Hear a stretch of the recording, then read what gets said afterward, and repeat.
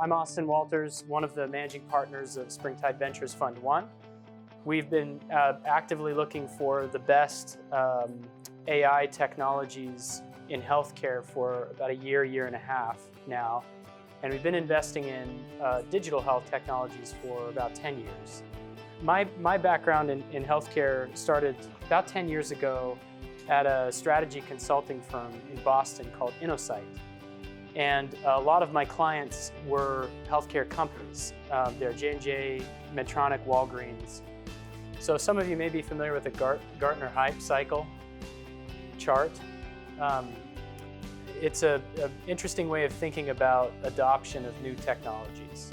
There's a technology trigger in the beginning, and there's a lot of investment that can rush in, and then there's a peak of inflated expectations. Think of a bubble. The bubble is popped. Think of IBM Watson failing at MD Anderson in Texas. You have a trough of disillusionment. People kind of right-size expectations. And then there's a slope of enlightenment where you see genuine progress. We think that AI in healthcare is traveling up the slope of enlightenment at this point.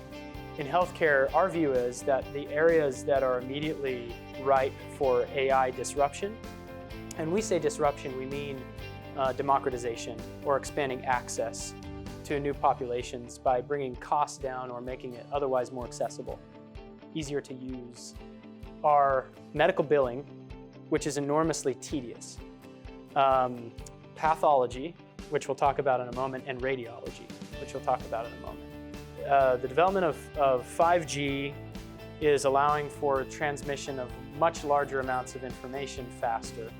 The other technology is low-cost portable devices. People who don't, from our perspective, have adequate housing and other basics of life have smartphones.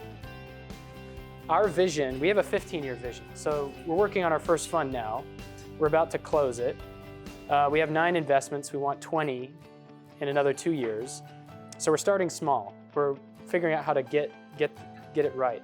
And we want to start in the US by helping bring the costs of care down, but it will probably be incremental for all of the reasons as to why US healthcare is difficult to disrupt. But it will improve quality and it will lower costs, we believe, in the US, and it will unlock tremendous value.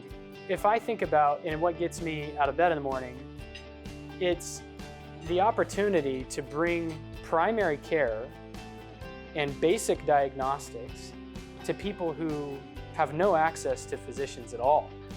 In the US, having access to a Columbia ivory tower capabilities is rare.